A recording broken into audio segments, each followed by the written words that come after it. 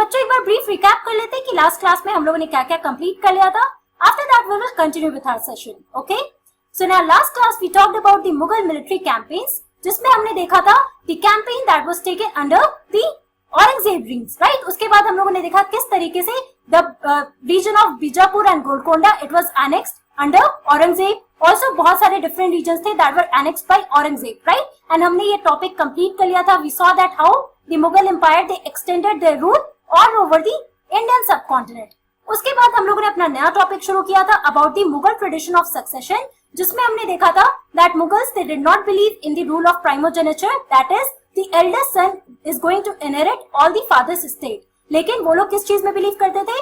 So they believe in the rule of corporency inheritance. And what does that mean? So it was the division of property amongst all these sons, right? And that is quite different from that of the rule of primogeniture. Lastly, हम लोगों ने discuss किया था about the relationship between Mughals and Rajputs, in which we saw that the Mughals and Rajputs they had a good relationship. और वो हमने किस में देखा था? That it was in matrimonial alliance. कहने का क्या मतलब है कि जितने भी मुगल एम्परर्स थे बच्चों, in order to strengthen their alliance with that of the Rajputs, वो लोग हमेशा राजपूत प्रिंसेसेस से शादी करते थे, right, so that they should maintain their power in those areas, जो राजस्थान का पर्टिकुलर एरिया था, राइट. लेकिन कुछ राजपूत थे जो हमेशा अपोज करते थे मुगल रूल को, बट एनीवेज वो लोग मुगल एम्पायर इतना पावरफुल हो गया था that all the Rajputs they had submitted to the Mughal empire, right, to get the high position in the Mughal empire. तो बच्चों अब फाइनली हम लोगों ने मुगल कॉन्क्वेस्ट के बारे में पढ़ लिया. वी ऑल्सो सॉ कि सक्सेशन क्या है, मुगल ट्रेडिशन ऑफ सक्सेशन क्या है. Apart from that we also saw that कि मुगल्स के बाकी रूलर्स से क्या रिलेशंस थे, और उसमें हमने राजपूत्स का एग्जांपल लिया. Now let us try to understand about the administration, as in who were the officers who were working in the Mughal empire, right. So mansabdars and jagirdars, अब हम ये टॉपिक शुरू करने वाले हैं. Let us understand that who were the mansabdars and who were the jagirdars. So as the empire expanded to encompass different regions, the Mughals recruited diverse bodies of people. तो बच्चों जैसे हम लोगों ने अपने लास्ट सेशन में भी देखा किस तरीके से मुगल कॉन्क्वेस्ट हो रहा था and how they were capturing each and every area of the Indian subcontinent, right. तो ऑब्वियसली जैसे जैसे एम्पायर एक्सपैंड हो रहा है वैसे वैसे they would recruit all the people in order to handle those region, right. तो एक ग्रुप ऑफ ऑफिशियल्स हुआ करते थे who were working in the Mughal empire. Now we are going to talk about those people जिनको हम लोग Mughal nobles भी कहते हैं. Okay, so basically the nobility included Turkish nobles, that is Turanis, Iranians, Indian Muslims, Afghans, Rajputs, Marathas and other groups. तो बच्चों nobility क्या है?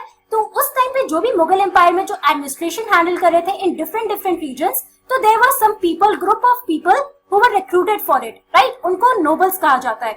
So basically मुगल नोबिलिटी में कौन कौन से लोग थे बच्चे, कहाँ के लोग हुआ करते थे? So they were the Turkish nobles, जिनको तुरानीज कहा जाता था, जो बेसिकली टर्क रीजन से आए थे. Apart from that they were Iranians, जो ईरान रीजन से आए थे. Also they were Indian Muslims, जिनको रिक्रूट किया गया था. They were the Afghans, right? Also the Rajputs, Marathas and some other groups. Okay? Also those who joined Mughal service were enrolled as mansabdars. तो बच्चों यही लोग जो मुगल सर्विस ज्वाइन करते थे इनको मनसबदार्स कहा जाता था. Okay, the Mughal nobles who were joining और who were working in the Mughal empire, right. अब यहाँ पे आप इस पिक्चर में देखो, दिस पिक्चर और painting is showing depicting the Mughal nobles who are standing in front of the Mughal emperor in the Mughal court. Okay, अब बच्चों हम लोग बेसिकली मनसबदार के बारे में पढ़ते हैं. That who were these mansabdars. ऐसे तो आपने देखा that all these people who enrolled who were there joining the Mughal service, they were enrolled as mansabdars. Now let us understand the term mansabdars here and what was the responsibility of mansabdars. Okay, so the term mansabdar refers to an individual who holds a mansab, meaning a position or rank. तो basically mansabdars कौन थे बच्चों? So these were the individuals who were holding a mansab. और मनसब का क्या मतलब होता है? सो मनसब का मतलब होता है एक पोजीशन या रैंक. तो बच्चों जो भी मुगल ऑफिशियल्स थे who joined the Mughal army, the Mughal service there, तो इनके पास एक मनसब हुआ करता था. उस मनसब का मतलब था एक पोजीशन, एक रैंक जो इनको मिलता था, राइट. वही इंडिविजुअल्स को मनसबदार्स कहा जाता था. प्लीज रिमेंबर दिस पॉइंट कि मनसबदार्स कौन थे? So these were the individuals who hold a mansab. Mansab का मतलब होता है a rank or a position that was given to that particular individual. Okay, also it was a grading system used by the Mughals to fix rank, salary and military responsibility. तो basically एक grading system था बच्चों, जिसमें मुगल्स क्या करते थे, they used to fix the rank of the person and also the salary of the person and the military responsibility of that particular individual who has joined the Mughal service here. Okay. Also, you can see in this picture that the Mansabdars, they are on their cavalry or the horses and they are maintaining the army here. अब बच्चों हम लोग समझते हैं about the ranking system, that is जात. तो बच्चों basically जो मनसबदार थे, जैसे हमने देखा that it was the grading system in which they used to fix the salary or the rank or the military responsibility of a particular individual, right? और ये सब कुछ कैसे किया जाता था, तो बेसिकली ये जो भी रैंक और सैलरी दिया जाता था एक वैल्यू से रिप्रेजेंट किया जाता था, और वो वैल्यू क्या था बच्चों, so it was known as zat. अब हम लोग जात के बारे में समझते हैं, व्हाट इज दिस जात ranking system here. So rank and salary were determined by a numerical value called जात. तो बच्चों जो भी रैंक या सैलरी डिटरमाइन किया जाता था about of a particular individual who was joining as a mansabdar, वो कैसे किया जाता था, it was determined by this numerical value जिसको जात कहा जाता है. Also, the higher the zat, the more prestigious was the noble's position in court and the larger his salary. तो बेसिकली आपका ये जो जात सिस्टम था बच्चों, इसमें क्या होता था कि किसी भी पर्टिकुलर मनसबदार का रैंक और सैलरी डिटरमाइन किया जाता था, और जितना ज्यादा जात हुआ करता था, मतलब जितना ज्यादा वैल्यू हुआ करती थी ऑफ द रैंक और the salary of that person, उतना ही ज्यादा प्रेस्टिजियस हुआ करता था वो नोबल का पोजीशन इन द कोर्ट, और उतनी ज्यादा उसकी सैलरी हुआ करती थी. फॉर एग्जाम्पल, मान लो किसी मनसबदार का जात रैंक कितना है, इट इज 1000, ओके, और एक दूसरे मनसबदार का जात रैंक है 5000. तो यहाँ पे आप देखो कि 5000 ऑब्वियसली न्यूमेरिकल वैल्यू में ज्यादा बड़ा है, राइट? तो जिसका जितना ज्यादा जात वैल्यू हुआ करता था उतनी ज्यादा उसकी सैलरी हुआ करती थी और उतनी अच्छी उसकी पोजीशन हुआ करती थी इन द कोर्ट, राइट? तो मतलब जिसका जात रैंक 5000 है बच्चों, उस मनसबदार का पोजीशन उस कोर्ट में बाकी मनसबदार से ज्यादा अच्छा होगा, राइट? एंड ऑल्सो जिसका 1000 है तो ऑब्वियसली उसका पोजीशन 5000 वाले से कम होगा.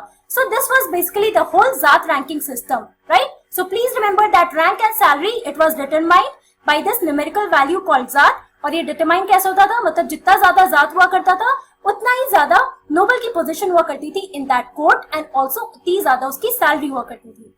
In this picture you can see this is the picture of a mansabdar who is holding his cavalry or the horse here. Okay, now let us have a look at the responsibility of mansabdars, कि basically mansabdar का main responsibility क्या हुआ करता था in the Mughal Empire.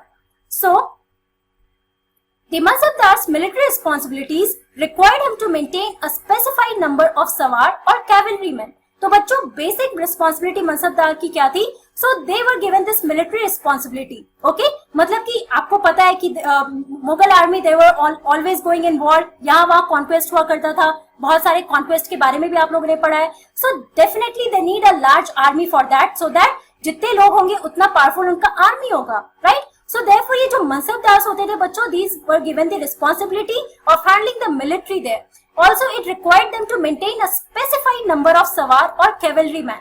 तो basically इनका काम होता था उस मिलिट्री में जितने भी सवार, जितने भी कैवलरीमैन है, वो एक स्पेसिफाइड नंबर उनको रखना पड़ता था.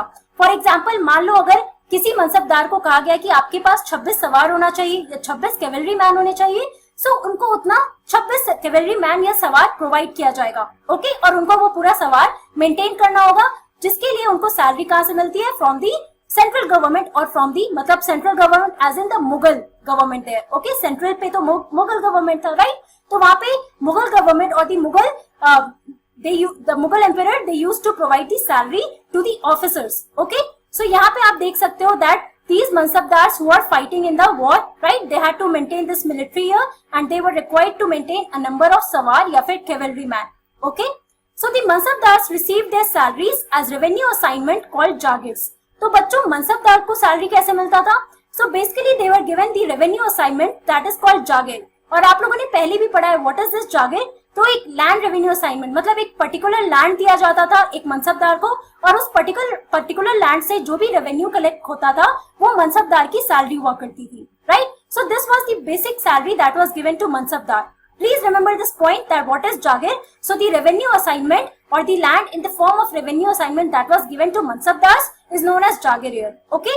Also, they only had the rights to the revenue of their assignments, which was collected for them by their servants. तो बच्चों बेसिकली क्या होता था कि आप लोगों ने मुक्तीज या इक्तादारी सिस्टम के बारे में पहले पढ़ा है, right? When we were talking about the Delhi सल्तनत. तो बच्चों उस टाइम में आप देखोगे जो मुक्तीज हुआ करते थे वो बेसिकली उस लैंड में भी रहा करते थे जो लैंड उनको मिला था from the emperor there, right. लेकिन मनसबदार क्या करते थे, जो भी उनको लैंड मिलता था as the part of their salary, वो लैंड किसको दे देते थे, वो बेसिकली अपने सर्वेंट्स को देते थे। And these servants they were responsible for collecting the salary from that particular area, right. और वो जो भी रेवेन्यू कलेक्ट करते थे वो मनसबदार को दिया करते थे। इसका क्या मतलब है कि मनसबदार के लिए जरूरी नहीं था कि वो उस पर्टिकुलर लैंड में रहे, वो कोई डिस्टेंस लैंड में भी रह के वहां पे वो लोग मिलिट्री आर्मी या जो भी उनका सर्विस है वो वहां के मिलिट्री रिस्पॉन्सिबिलिटी पूरी कर सकते हैं, right. So it was not very important for them to stay at that particular land या फिर जो भी जागीर उनको मिला करता था। So this is the basic difference of that of the muktis and the mansabdars here। और बच्चों जागीरदार कौन थे, तो वो जागीरदार हुआ करते थे who were given the responsibility of collecting the revenue, right। तो जागीरदार वो होते थे जिनको मिलिट्री रिस्पॉन्सिबिलिटी नहीं मिलता था, वो लैंड रेवेन्यू असाइनमेंट उनको मिला करता था और एक पर्टिकुलर लैंड से वो लोग रेवेन्यू कलेक्ट करते थे। Okay, now these people they were known as the jagirdars and they were different from the mansabdars, right. अब बच्चों हम लोग देखते हैं कि अकबर के रीन में मनसबदार का क्या पोजीशन हुआ करता था, उसके बाद औरंगजेब के रीन में पढ़ेंगे, right. So in Akbar's reign these jagirs were carefully assessed so that their revenues were roughly equal to the salary of the mansabdars, okay। तो बेसिकली बच्चों अकबर के टाइम पे बहुत ही केयरफुल असेसमेंट होता था इन लैंड का, मतलब कि जितना भी लैंड है उससे जितना भी रेवेन्यू कलेक्ट होना है तो उसको पहले डिसाइड कर लिया जाता था, राइट। और मनसबदार को उतने ही रेवेन्यू कलेक्ट करने होते थे। ऐसा नहीं होता था कि मनसबदार फोर्सफुली और ज्यादा रेवेन्यू कलेक्ट करे for their own benefit, right. तो ये चीज हमेशा अकबर के रीन में देखा गया है that Akbar used to have this careful assessment of the land.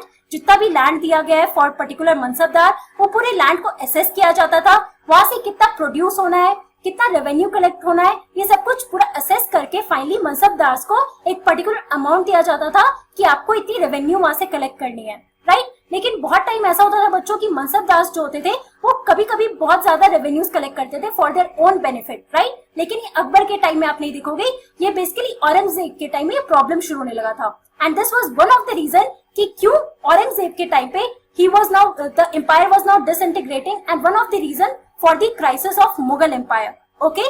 So what happened by Aurangzeb's reign, this was no longer the case and the actual revenue collected was often less than the granted sum, okay. तो बच्चों आप देख रहे हो कि इसके time पे क्या होने लगा, औरंगजेब के टाइम पे क्या होने लगा, that was not the case as in that of the Akbar's reign, right. वहां पे बिल्कुल केयरफुल असेसमेंट होता था और जितना भी रेवेन्यू असेस किया जाता था उतना ही कलेक्ट भी होता था, right. That was the salary of the mansabdar. लेकिन औरंगजेब के टाइम पे आप क्या देखते हो कि जो एक्चुअल रेवेन्यू कलेक्ट किया जाता था that was often less than the granted sum, मतलब कि जितना सम बोला गया उससे थोड़ा एक्चुअल रेवेन्यू जो कलेक्ट होता था वो काफी कम हुआ करता था, राइट। तो ये बेसिकली औरंगजेब के टाइम में शुरू होने लगा। Now let us understand why was this happening during the time of Aurangzeb. So there was a huge increase in the number of mansabdars which meant a long wait before they received a jagir. तो बच्चों आप औरंगजेब के time पे देखोगे कि बहुत ज्यादा मनसबदार्स हो गए थे और जागीर्स बहुत कम थी। कहने का क्या मतलब है कि ऑफिशियल्स तो बहुत ज्यादा होने लगे थे लेकिन उनको जो जागीर मिलना है, जो लैंड रेवेन्यू असाइनमेंट मिलना है वो काफी कम हुआ करता था, राइट। तो इसलिए मनसबदार को बहुत टाइम तक वेट करना पड़ता था so that they can get their own jagir, जहां से वो रेवेन्यू कलेक्ट करे, that would be their salary, right. So this was the problem that was arising in the time of Aurangzeb. Also these and other factors created a shortage in the number of jagirs। तो these were some of the regions की बहुत ज्यादा मनसबदार हो रहे हैं, बहुत ज्यादा officials हो रहे हैं लेकिन उनके पास लैंड ही नहीं है, वो कौन से लैंड से कलेक्ट करेंगे रेवेन्यू, राइट। अब आप देख रहे हो अगर लोग ज्यादा है, लैंड कम है तो प्रॉब्लम तो क्रिएट होगा ही, राइट। सो व्हाट हैपेंड कि ये सारी चीजें, ये बहुत सारे फैक्टर्स को कल्मिनेट करके आप देखो तो बहुत ही ज्यादा शॉर्टेज हो गया था इन द नंबर ऑफ जागिर्स। जैसे मैंने आपको बताया कि जो लैंड रेवेन्यू, जो वहां पे लैंड था जिससे रेवेन्यू लेना था, उसकी कमी होने लगी थी। और ये क्यों हो रहा था, जैसे हमने देखा कि औरंगजेब के टाइम पे डेक्कन कॉन्क्वेस्ट बहुत होता है, तो जो भी उस टाइम पे लैंड वो लोग कैप्चर कर रहे थे उसकी क्वालिटी भी बहुत खराब थी, जहां से बहुत ज्यादा प्रोडक्शन नहीं हो सकता था क्रॉप का, और अगर प्रोडक्शन नहीं हो रहा है तो वो लोग रेवेन्यू कैसे कलेक्ट करेंगे, right. So these were some of the major problems that was taking place during the time of Aurangzeb here. Also, Aurangzeb was unable to control these developments in the last years of his reign and the peasantry therefore suffered tremendously। तो basically क्या होने लगा बच्चों कि औरंगजेब पूरा chaos create हो गया था and Aurangzeb was not able to control his empire right now, कि मनसबदार बहुत ज्यादा हो रहे हैं, जागीर की कमी हो रही है, मनसबदार को उनकी सैलरी नहीं मिल रही है, पेजेंट्स जो है उनको अपना प्रोडक्शन जो क्रॉप प्रोडक्ट वो प्रोड्यूस नहीं कर पा रहे, उनको अपनी सैलरी नहीं मिल रही है, तो सबके साथ कुछ ना कुछ प्रॉब्लम हो रहा था. And Aurangzeb was not able to control these developments in the last year of his reign, and this is one of the major reason for which we can say that Mughal Empire it started disintegrating, right? जो मनसबदार थे obviously administration में कुछ ना कुछ crisis होने लगा था, क्योंकि जागीर्स नहीं थे, लैंड की कमी होने लगी थी, तो एडमिनिस्ट्रेशन के पास पैसे कहां से आएंगे. So ये सारे प्रॉब्लम्स थे. Okay, now you can see the difference from that of the Akbar's reign to that of the Aurangzeb's reign, right? क्योंकि हम अकबर की reign में हमने क्या देखा कि बहुत ही फ्रूटफुल कॉन्क्वेस्ट चल रहा था, and he had almost expanded his empire, north में भी, नॉर्थ वेस्ट में भी, साउथ में भी, राइट? लेकिन औरंगजेब ने एक्सपैंड तो किया था empire, but he was not able to sustain that thing, right? So please remember these points here while we are talking about the Mansabdars and the Jagirdars. यहाँ पे आपको बेसिकली मनसबदार के बारे में ज्यादा देखना है, क्योंकि आपकी बुक में मनसबदार का एक एक्सटेंसिव डिटेल दिया हुआ है. So please remember who were the mansabdars. Okay, तो बच्चों आज की क्लास में हम लोगों ने क्या पढ़ा? We basically talked about the mansabdars and the jagirdars. We talk that mansabdars, who are the mansabdars? So individual who hold a mansab, that is a rank or position. Now it was a grading system in which the Mughal emperors they used to fix the rank, the salary and the military responsibility of an individual, right? तो हमने देखा मनसबदार को basically क्या कह सकते हैं. सो these were the military officials जिनको एक पर्टिकुलर जात सिस्टम या फिर जो जात रैंकिंग सिस्टम था उनके अकॉर्डिंग उनको ग्रेड किया जाता था, उनका एक पर्टिकुलर रैंक और सैलरी भी फिक्स होता था. मैंने आपको जात रैंकिंग सिस्टम के बारे में बताया, राइट? और हमने देखा what are the responsibility of mansabdars, और हमने जागीरदार के बारे में भी थोड़ा बहुत पढ़ा है. ओके, तो बच्चों नेक्स्ट क्लास में हम लोग पढ़ने वाले अबाउट दी जब्त and the zamindars. That's all for today. Thank you very much. Have a nice day.